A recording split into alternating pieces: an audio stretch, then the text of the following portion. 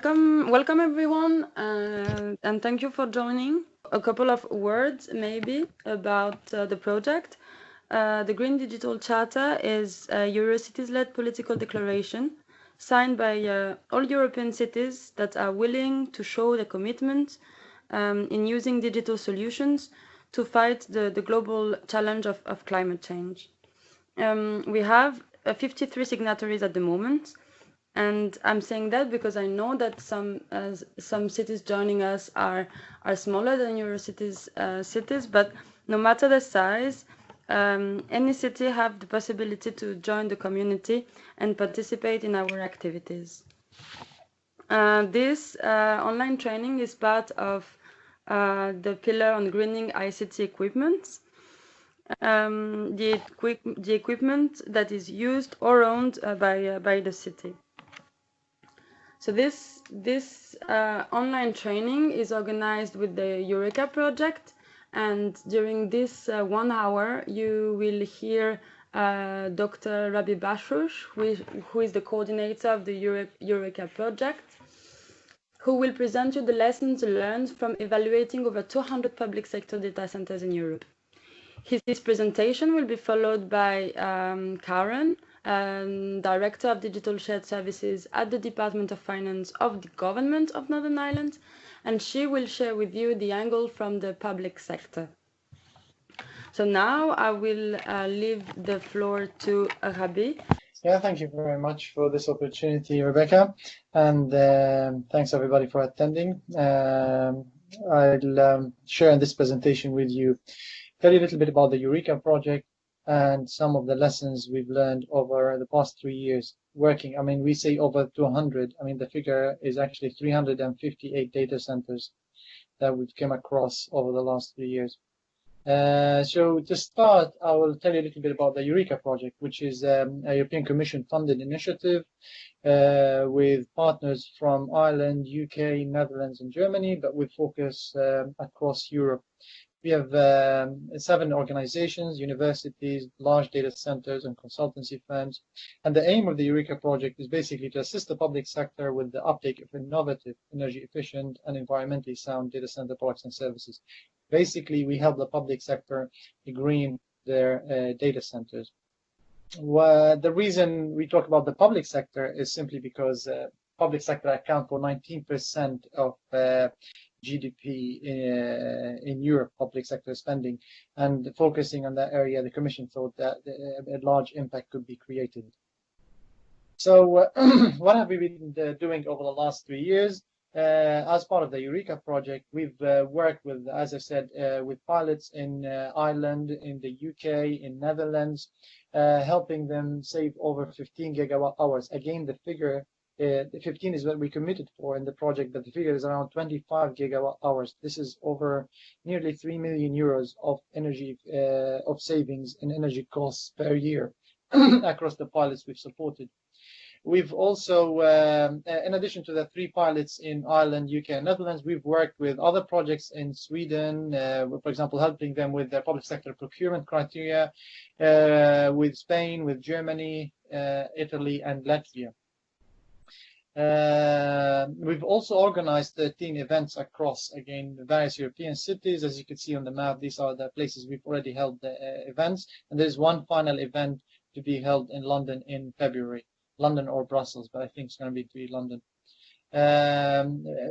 During these events, and we've trained over 400 professionals, and we expect to reach 500 by the end of the project in February. We've also worked with various European Commission bodies and helped shape some of the key regulations and standards in this area. So we've worked with EMAS. For those of you who are familiar with EMAS, this is the Environmental Management Audit Scheme. There's a new sectorial document coming for data centers that will appear sometime next year. We've helped them shape it based on our experience in EURECA. We've worked with eco-design, and there's a new legislation for servers and storage devices. Again, that's going to come, I think, 2019, early 2019. We've provided feedback into the revision of the Energy Efficiency Directive, We're currently working with the Commission on the green public procurement for data centers. So there's a new set of criteria that will be coming, I think, again, at sometime in early 2019. We've also been active with standardization bodies, and I sit in various committees that work on in this area. And there's a new standard called EN 5600-99-2, which tells you how to best manage your data center from an environmental perspective. We've also helped refine the EU Code of Conduct on energy efficiency in data centers. So these are among the few things that the project has provided input to. So coming to the main thing is what have we learned working with all these data centers, public sector data centers over the last 3 years. To start with, I'd say we could visit the challenges. These were kind of common across most of the projects we worked with. And first is that the reason public sector heads of IT or ICT managers came to us or worked with us is the rising cost of maintenance. So maintaining data centers in the public sector isn't particularly cheap, as we noticed most of the times. In many cases, these are hosted in listed buildings or very old buildings that are very expensive to maintain, and probably are in prime locations that cost a lot as well to host or to rent. Another aspect is maintaining availability, again due to aging infrastructure, due to difficulty of recruiting and keeping skilled employees. Maintaining uptime and availability for digital services could become a challenge, and it was a challenge for various agencies we worked with. A third problem is right-sizing new builds. We've come across a couple of major initiatives in public sector in well-developed European cities who built new data centers to the best, using best practices, best design guidelines. However, they ended up with not very efficient data centers because they've over-provisioned resources. They weren't sized to their IT requirements. We notice this is an issue. Procurement is another problem, is that there are in public sector, as you all know, there are many stakeholders, many frameworks, many stakeholders with competing objectives. In many cases, procurers favor past practices. They use templates that they've used before rather than venture in introducing energy efficiency requirements in tender documents. Insufficient priority, again, this is very common nowadays, most people are aware of it, is that in public sector, most of the time, data center operators or managers, they do not pick up the electricity bill. They don't pay for electricity. So if you try to convince them to reduce their energy consumption, it's not very attractive because they don't see the return from such initiatives. Last but not least is the technical landscape, and at the moment I've listed some of the things out there. There are many best practices, standards, and guidelines, and many technical options like go to the cloud, co-locate, build a new data center, which makes it difficult for public sector data center managers to choose the right option for the requirements. So these are some of the key challenges we came across. Sharing some statistics. I'm not sure how many of you are aware what we mean by power usage effectiveness. PUE is an indicator used, one of the KPIs we look at in data centers, which is the total energy consumed in the data center divided by the IT energy. Basically, it looks at what the overhead. So for every kilowatt hour you spend on IT, how much do you spend on cooling and power and everything else? And we've seen a wide range of PUEs in the data centers we've looked at, varying from 1.5 and probably in one case slightly 1.4, slightly less than 1.5. So for every kilowatt hour spent on IT, half a kilowatt was spent on the facility, up to 7. And 7, that means for every kilowatt hour spent on IT, 6 kilowatt hours were spent on the facility, which is really very efficient.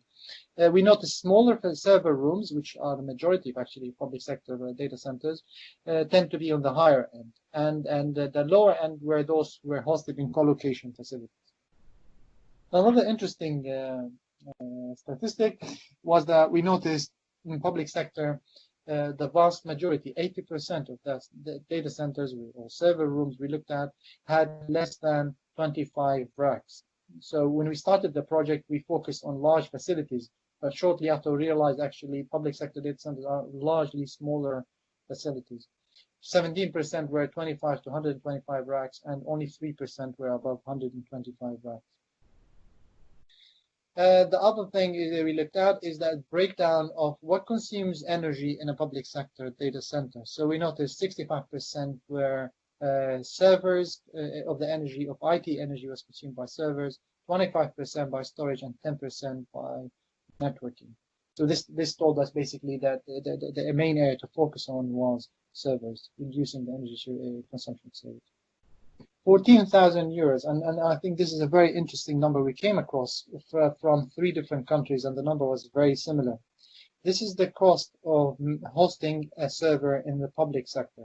That takes into consideration energy consumption, maintaining the facility, rent, and manpower, basically maintenance and support.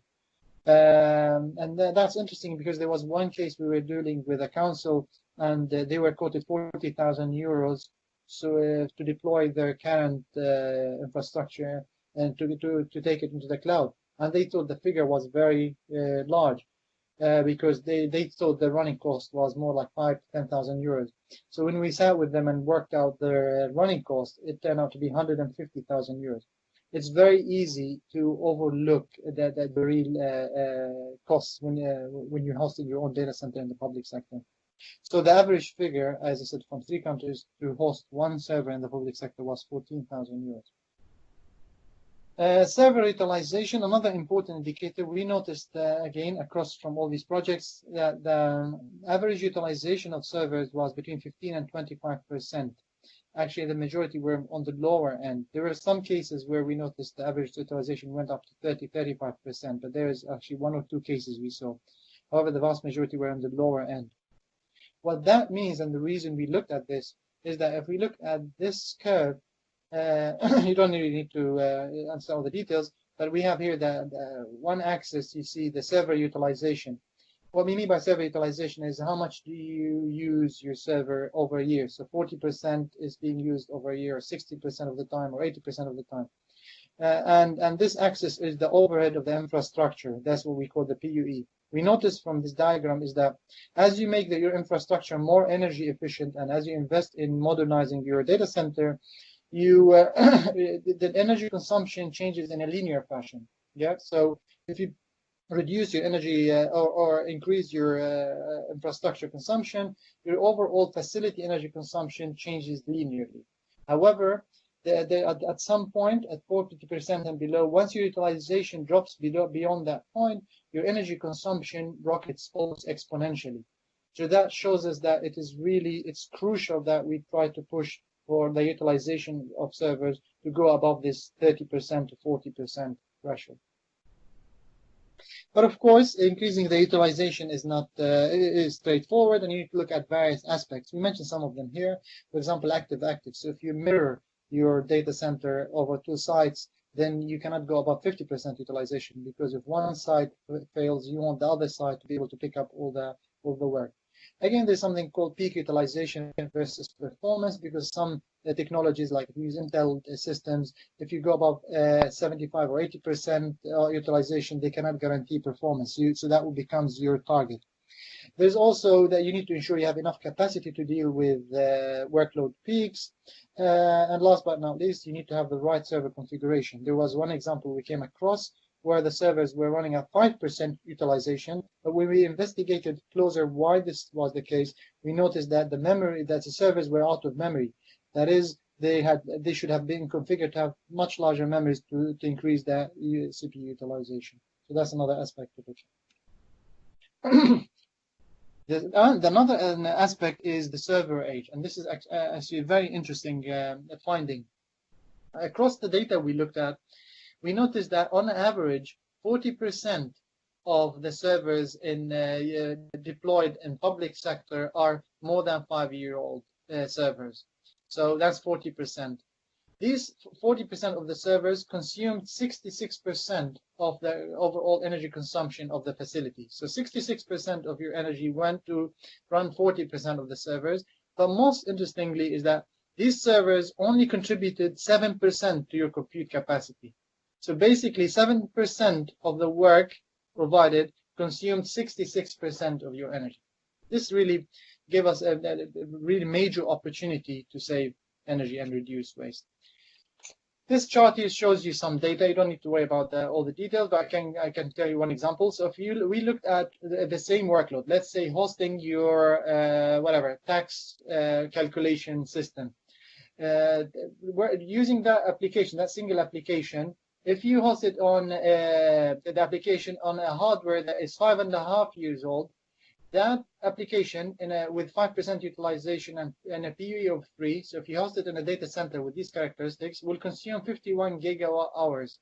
This is around like 60 million euros of electricity cost per year. If you just upgrade your servers to current ones, the energy consumption will go down from 51 to 2 gigawatt hours. That's around 2.5 million euros. So imagine the energy savings that could be achieved from just refreshing your hardware. Just gives you an idea. These slides will be available online, so you can have a look at them. But you could see what you could achieve from refreshing your hardware or increasing your utilization by looking at the various figures. And this, if you look downwards, if you increase your utilization from 5% to 25% using the same hardware, you reduce your energy consumption from 51 to just 5 gigawatt hours. This is almost 40 million euro savings in electricity costs. Obviously, this is a very big system, but you could see the opportunity there. Of course, this diagram, you could see various curves that will help you decide if you refresh your hardware, how long it takes to reach the payback point, which basically making profit environmentally and financially on the refresh. So if you say every color depicts an age. So if you look here, for example, red is a 1.5-year old kit. So let's take the blue one. If you have a server which is 3-year-old, if you look on the x-axis, if the server consumes 2 megawatt hours a year, then it takes just over like almost 9 months to reach the payback point. So if you refresh a 3-year-old server that consumes 2 megawatt hours a year, then it takes 9 months to start making profit on that, taking into consideration the embedded energy or initial cost and the use phase energy. Similarly, you could see the purple one, if it's 6-year-old, then again, and it consumes 10 megawatt hours, then it takes almost 6 months to reach the payback points. That explains why providers such as Google and Facebook refresh their service actually every 6 months.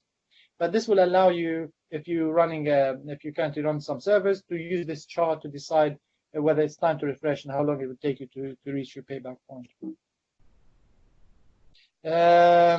Again, refreshing servers is not only governed by technical challenges, but also there are the financial aspect, because most of the time we notice people refresh when there's budget available rather than where there's need to do so. So you're limited kind of by the availability of budget to be able to refresh your hardware.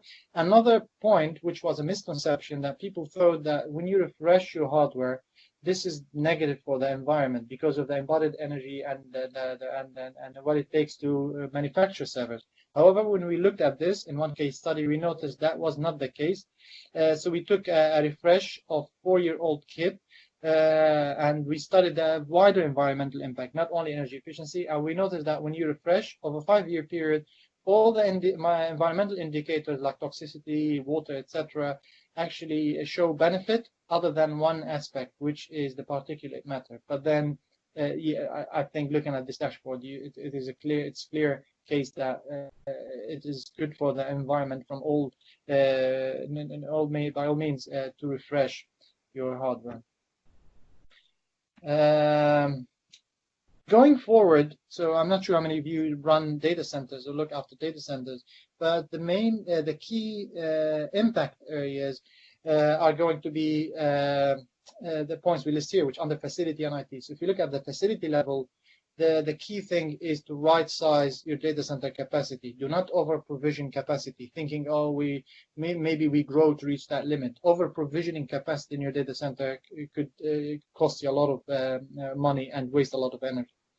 The other thing is right sizing availability and redundancy, and that means you don't really need N+1 or 2N+1 redundancy that is You have a lot of generators and a lot of redundant servers, etc., to run your workload. What you really need to study is what the requirements of your workload. Whatever application you're running, you need to understand what availability does the application require, and then provision redundancy accordingly. We saw a very interesting application in Latvia, in a city in Latvia. You could see that on the EURECA website, where they built various data centers that had no redundancy. They had no generators, no UPS, etc. But they mirrored them in a way that if one goes down, the other ones would pick up the workload. And the only applications that required high availability were mirrored. Other applications that could do with few minutes of downtime were not mirrored. So things like that would allow you to achieve major savings. On the IT level, optimizing hardware refresh, as we showed earlier on, if you know when to refresh, could also provide you with a major opportunity to save energy and save costs. And last but not least, increasing your utilization. So if you know how to design your provision or measure your IT requirements in a way to help you increase utilization, this could give you an opportunity to save energy that you could not achieve in any other means. Again, if we take that Latvia example, we noticed they maintained, which I've never seen before, a 70% utilization level. And the way they did this, every time the demand for the workloads went down, they shut down a data center. They had 4.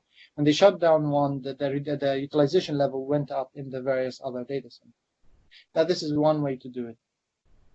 But this is where we see the real opportunities. And of course, the obvious ones, if you have a small server room that has 3 or 4 servers, the wise thing to do is to consolidate. That is, again, this is happening at the moment in a European country, a couple of European countries we're dealing with, where they're bringing together all their councils or their cities coming together in one data center. Because if you run a small facility with a couple of servers, no matter what you do, it's going to be very difficult to achieve real efficiency. So what does the future hold for us? I think this slide is stuck, so I have no idea, so we'll move on.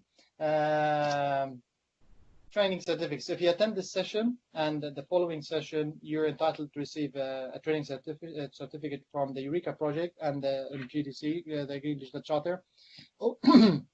Excuse me. All what you need to do is go register on the EURECA website and then click on this link. So you need to register on the EURECA website and log in and click on this link. That will ask you what name you want on the certificate and the email address you want to use to receive the certificate. Yeah. So if you do this after this session, register here. It only takes a minute, and click on and go to this link and request your training certificate. Thank you very much. Thank you, Rabih, for this clear presentation of the opportunities and the challenges that we face in procuring the data centers. Is there any question in the audience that you would like to ask now to Rabih, or shall we go to Caron then to make the presentation from the public sector's angle? If so, you will have to unmute yourself. If not, Caron, you can now share your presentation. Hello, everyone. It's a pleasure to be presenting this morning. I feel really privileged, but I'm really excited to tell you about what's been going on in Northern Ireland over the last 10 years. I remember the good old days, and we're talking 12 years ago when we were worried about resilience, we were worried about business continuity, storage connections, our networks, our bills were huge. We had 9 government departments here all doing their own thing, working on 6 infrastructure domains, 6 networks, and really didn't have data centers. We had computer suites in those days. It wasn't a pleasant experience. A lot of vulnerabilities. A lot of worried departments about what was going to happen. So it was a strategic decision taken at that time to basically consolidate and rationalise our server estate and move away from our expensive office accommodation and move into purpose-built data centres. At the same time, consolidating all our IT service infrastructure provision and moving to a shared service model. So not the data centres just underpinned and were one of the main building blocks of the new service delivery model. So anyway, that wasn't pleasant back then because, as we know, we're all very territorial and very protective of our stuff. And it was a really difficult conversation to have with the different organisations and the people who were accountable for running government services about taking away the control from them and doing things differently. But you know what? It was worth the effort. There was a lot of angst, and we achieved so much more working together. So, as I say, 10 years ago, where were we? We established our shared service, which was built on a number of fundamental building blocks, one of which was our data center environment. So I said we brought all our domains together, made a single domain, and we effectively took away a lot of the pain from the business. We let the business get on with their day job. Government is about citizen services. It's not about running technology centres and running IT and worrying about computer suites. We let the business get on with their business. So it had to mean something. It had to mean something. Obviously, there was the economies of scale, there was the consolidation, there was the rationalisation. We now had our data centres. We had a single network. We did all our hosting centrally. All our web services, everything that we did was provisioned from a central point.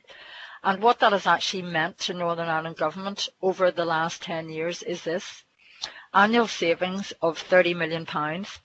And when you calculate that out, we've saved Northern Ireland Government over £250 million in the last 10 years. But it's not about standing still. You must continually improve what you have, and you have to keep a pace with the business needs, keep a pace with technology. The threats, cyber threats, have never been more to the forefront, and we needed to continue to provide value for money services. So what we've done in Northern Ireland Government over the last 2 years is that we've I see the slide, but you don't. So that was the 250. What we've done over the last 2 years is we've implemented 2 new things, and we introduced a new private cloud contract, because effectively what we had from 10 years ago was our private cloud. We started to build our private cloud. So 2 years ago we let a contract for a different type of cloud provision, private cloud provision, and we provision all our storage and servers through a self-service portal now, which we manage in-house. So the contract is with HPE, but the service is actually run by our internal staff in the civil service. So anyone who wants to provision a new server or some storage can do that through a self-service portal. The charging is really, really visible. Charging, everybody knows what it is that they're paying for. You pay for what you get. And the really good thing about the whole cloud environment is that you can ramp your services up and down to meet your peaks or your troughs in requirements. So literally you are paying for what you need, and the whole service is very smart across the 2 data centres, which means we're making the best use of the resources, and there is very, very little redundancy in the setup. So that cloud service has been a real game changer, because Rabih talked about €14,000 per server for government in government over the years. What we did through introducing shared services, running our infrastructure in a different way, and running on data centres, we reduced our server cost to around £1,200 per year. And with the new private cloud contract and another one that I'm going to tell you about, we've now reduced our server cost to £972 per year, and that includes backup. So the cost to government in Northern Ireland has really reduced substantially. The other thing that we did was we have moved our data centres onto another level. We have a new data centre contract in place. We have continued, as I say, to improve our services. We've reduced our footprint substantially. We've been working in virtual environments for the last 10 years now, but we're still able to continue to reduce and make savings on just by re-provisioning, looking at how we configure services. So there's always opportunities to do it better. We now offer the service to the wider public sector, not just to Northern Ireland central government. So we have all of the local government who can avail of the service, colleges, etc. So even stretching out into the health sector and the education sector now. So our services are being built to accommodate more organisations, and really that is the way that you see drive more benefit through economies of scale. So this is just sort of a cartoon diagram of our infrastructure, but effectively this is what we've done. We've taken away the pain. We have our data centres, our new data centres, which are Tier 4, 2 Tier 4, the dual power, dual generators, multiple internet connections, working on our private cloud with the secure comms to the internet. We've got great Wi-Fi internal services as well. And everything really is about providing what the business needs. And the expected benefits from the latest piece of data center work and moving to the new data centers, which happened in the last 12 months, is that we expected to get more savings in floor space, lower costs for storage, CPU, etc. And I think I've demonstrated through the cost per server at the minute that we have managed to do that, and we have saved even over and above what we were saving. We're saving £614,000 a year just by reducing our footprint and getting a better service provision model in place in our data centres. So we've also, from the green perspective, in terms of CO2, this is our typical savings per year. I will not confess to be an expert in what that means, but I'm told it's not a bad number.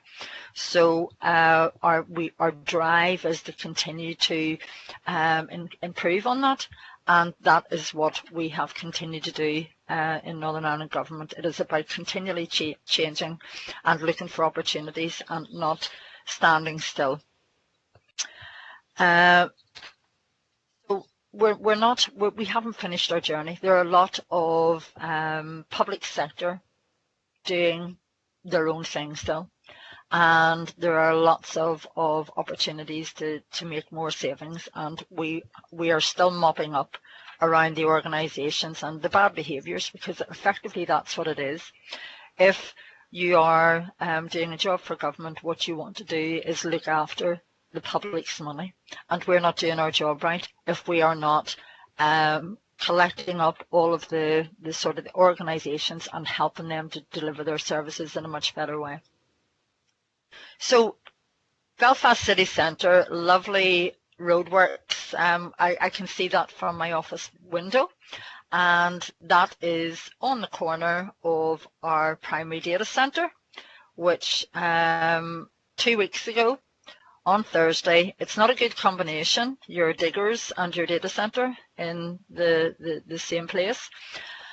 So the inevitable happened, and the cabling was dug up. Both, I don't understand how, but both of the cables, the power cables going into the data centre were broken, and we had no service impact whatsoever. So everything that was supposed to happen happened. The UPSs kicked in.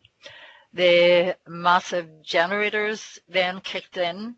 There was no requirement to actually to move any services from back and forward from the secondary data centre. It didn't have to happen because actually the primary data centre continued to run and operate effectively. Now, I haven't had the total feedback from that outage chat, the incident report, and I'm going to be really interested to see how two power cables actually were dug up at the same time. However, what it did prove is that we had the right processes in place that enabled the continuity of service, and that would not have been the case had we not had the setup that we did have. So that was just fantastic. So we've just finished our ICT strategy, or we've just published it on recently for Northern Ireland Government. We've also published our digital transformation strategy, and it's no surprise that our ICT strategy is around cloud, it's around shared services, it's around reuse, it's around mobile, it's about reducing cost, building in security, and all around skills, because skills is obviously a huge issue at the moment for lots of technical organisations.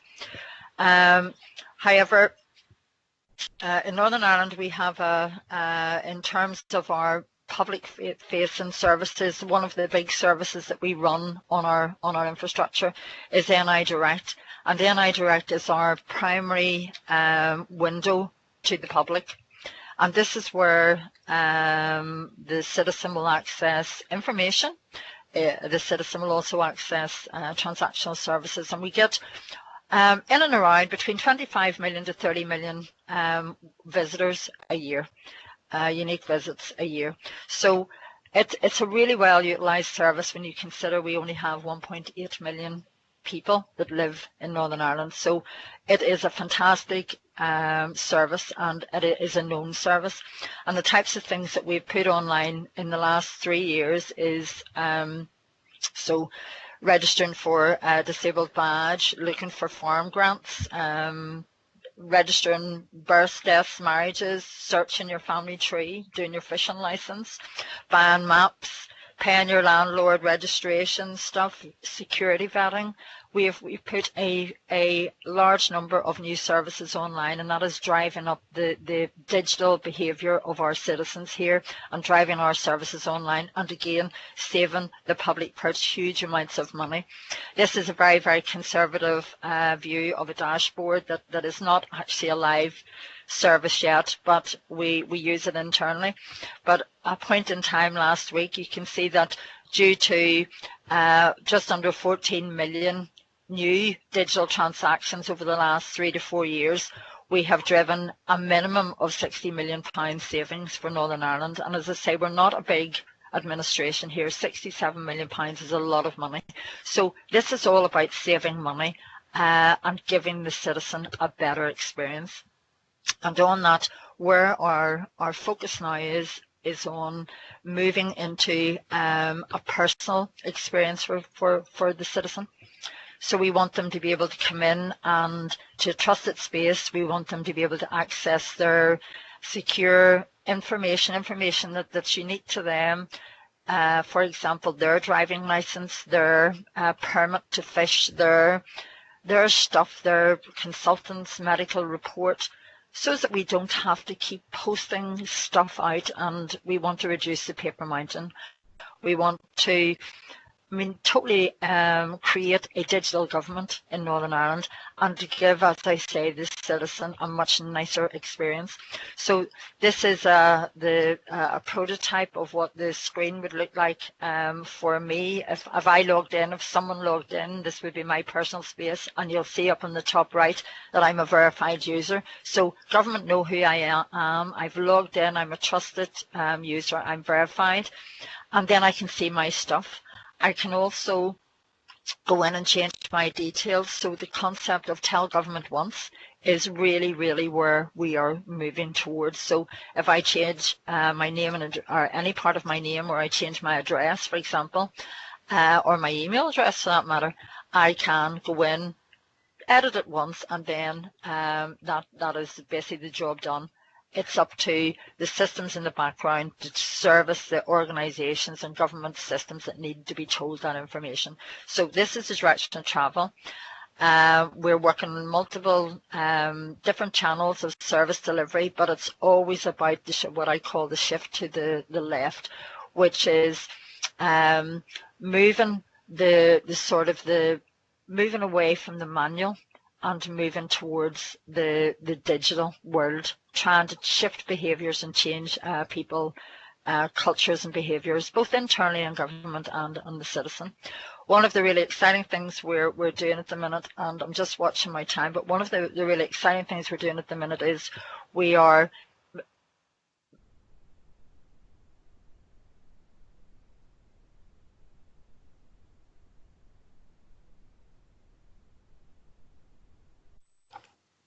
Caron, with the video is good. Yeah, I'll just move on from the video there. So that video was just setting the scene for how the citizen now engages in every aspect of their life, and that's just a screenshot of I think sometime in August 17, just of how many people do what in the digital world. So government needs to change. That's the answer. We need to change. We need to engage with our citizens in a different way. And the other really exciting piece of work that we're doing at the minute is called My NI, which is a working title, but this is all around engaging socially.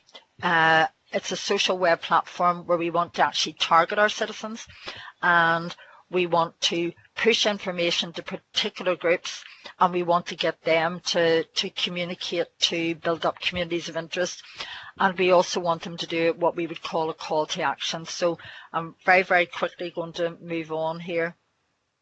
For example, or this is just telling you what it is. It's just the social web is about combining all of those things to create citizens, to give citizens more interaction with government, citizens, business, the wider public sector, the volunteering community, and anything that they want or need to do to actually be someone who lives in Northern Ireland. And we want to amplify our digital services, obviously. So this is all about this thing called circular engagement. So if we post a trigger somewhere, for example, on Facebook, we want that to promote a service uptake of some in some way, or to create an engagement in some way. So, for example, we want to promote recycling and the sustainable reuse of materials. So that's what we're being judged here for in Northern Ireland at the minute, one of the targets of Northern Ireland government. So what do? We'll look at Facebook or Google. We'll see if we can target the people that we need to target. We can use that information just the same as any other organisation can use it.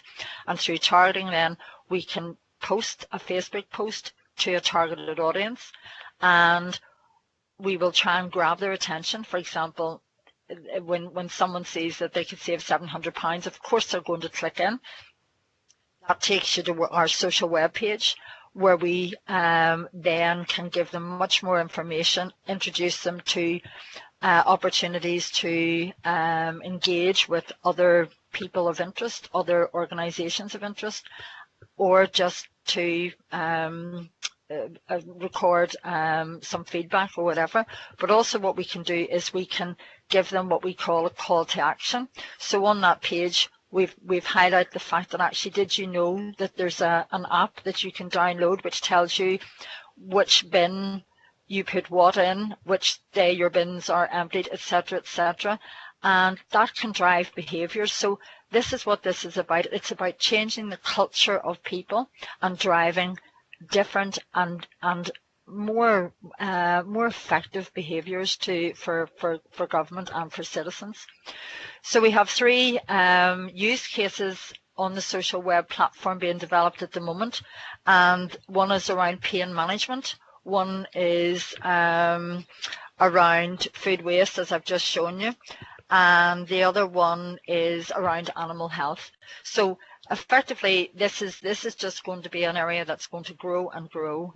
And on that point, I want to close now. So thank you for listening.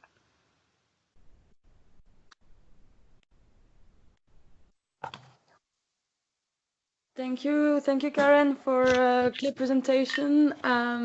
So, I mean, really, to sum up a bit what has been said, I would really underline the fact that this whole new services, digitalization, and modern administrative online channels for citizens require to have an infrastructure behind. So everyone who has a question is now welcome to unmute themselves and ask it directly to the speakers. So feel free to do so. If not, I will have one, but I would really invite you to ask both Caron and Rabih, because here is the moment to understand how to really optimize the infrastructure, storing all the information that are at the core of digitalization of city services. So, anyone? I mean, I take this opportunity as EURECA project, and if any of the attendees are involved in data center or digital services and they need advice, they can drop us a line. I mean, our services are free and funded by the European Commission. They can go through you or reach us direct. I'm sure they will probably have my contact details from the presentation.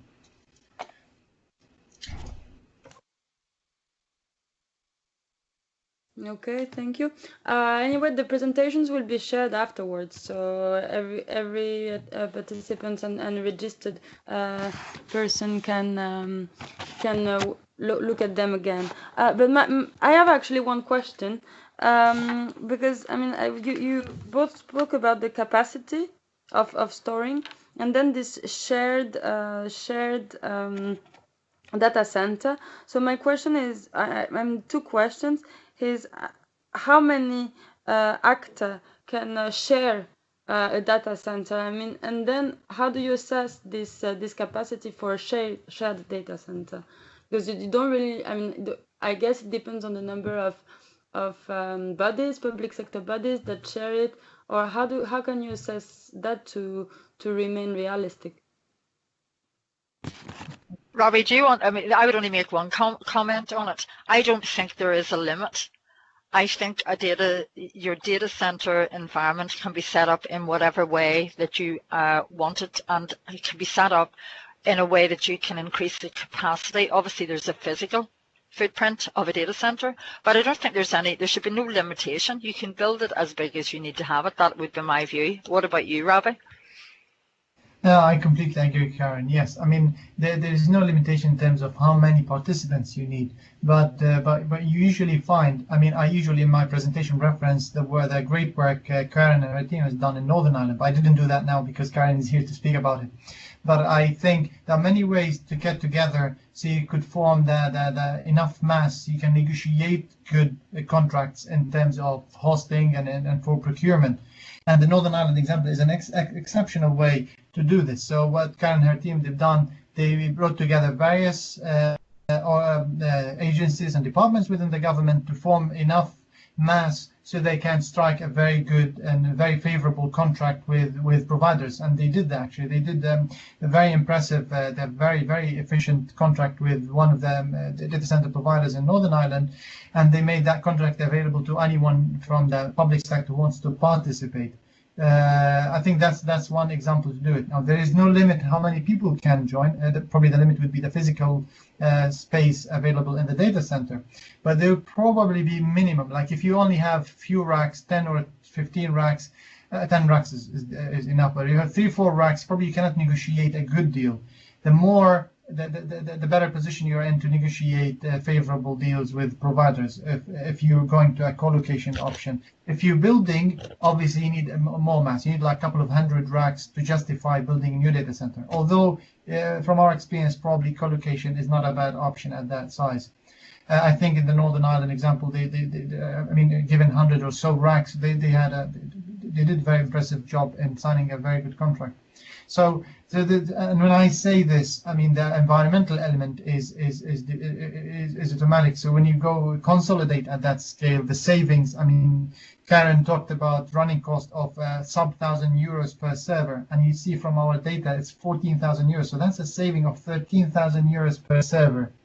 Yeah, and the tricky bit, a lot of the time people overlook a lot of the expenses, and that's why they don't see these savings. It's the bigger budget holder, the high level up. These are the people who would see the savings from such projects. Back to the capacity. So as Caron said, there is no limit to this. Probably what you want, enough mass so you could create economies of scale in terms of savings and financial and environmental. All right, thank you. Thank you. So, I mean, I will again leave the opportunity to participants if they want to ask an ultimate question before we finish. Otherwise, I will just ask if there are somewhere something like a lexicon or a glossary, because you really underline at the very beginning the challenge of skilled employees within the public sector, and indeed, I think that at this stage, it's sometimes just a lack of understanding or awareness of the carbon footprint of the ICT sector itself.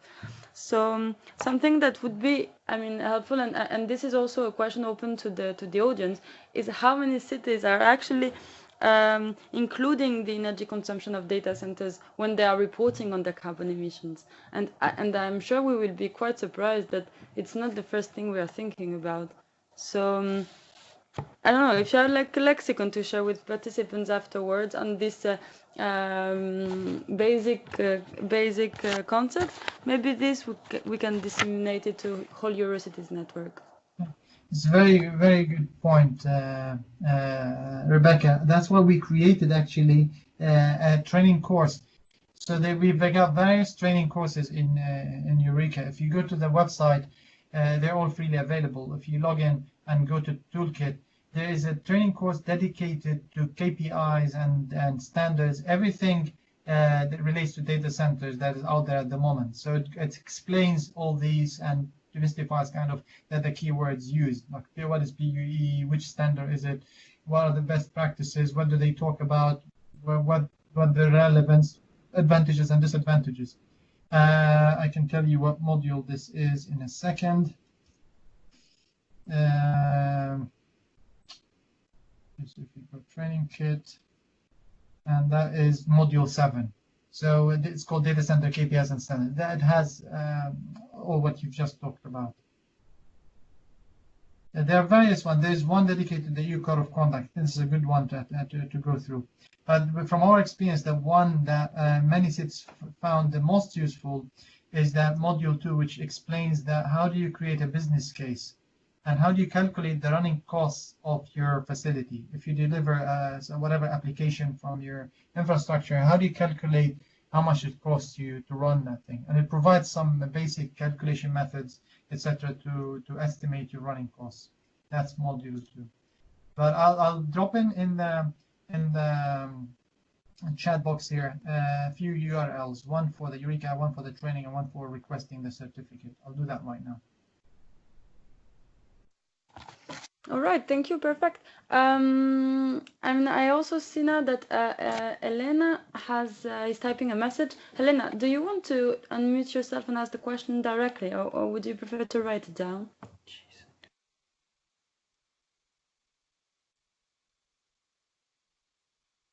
You will all see that Rabih is now putting down the links to the different information you just gave us.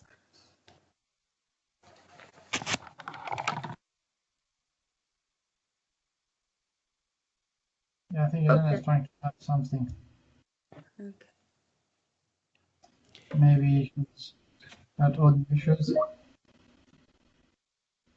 Oh, okay. Okay, so there is Elena who actually has a question about the security problems regarding citizens' personal information. I guess this question is for Caron. Caron, okay. Could you? Yeah.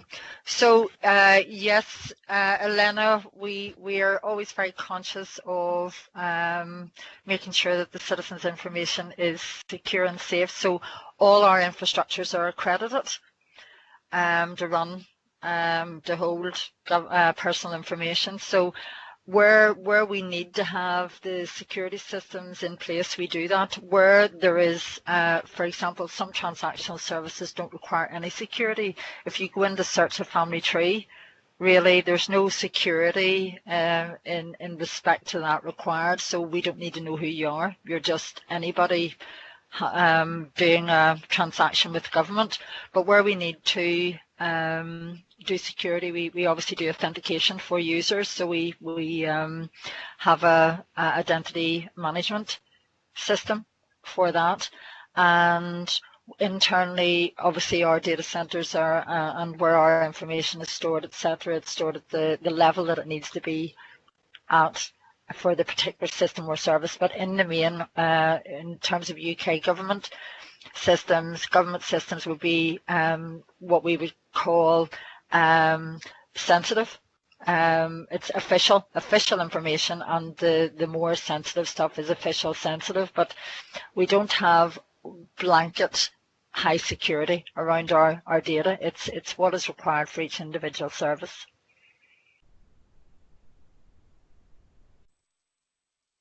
Okay, good. Good. Elena, if you're interested in these questions, we already had a webinar on data management, also in open data, for instance. So, I mean, these questions are sometimes related. The webinars are available on our YouTube channel. So, I mean, I can also send you a link to the previous ones. And yeah, we will have also other activities and trainings on this matter. We all are aware that security of citizens' data is very important. So I would like to thank you all for joining this training. I would like to thank Rabih and Caron for the presentations and their availability. Please all feel free to click on the links provided by Rabih. I will also follow up with the training, including all the links. Feel free to ask questions that you didn't have time to ask yet, and have all a good day. Right before finish, Douglas, maybe you want to. Thank you. Well, thank you everyone, and enjoy your day. Thank you. It was a pleasure. Thanks very much, Rebecca, for organizing this, and thanks everybody for attending. Yeah.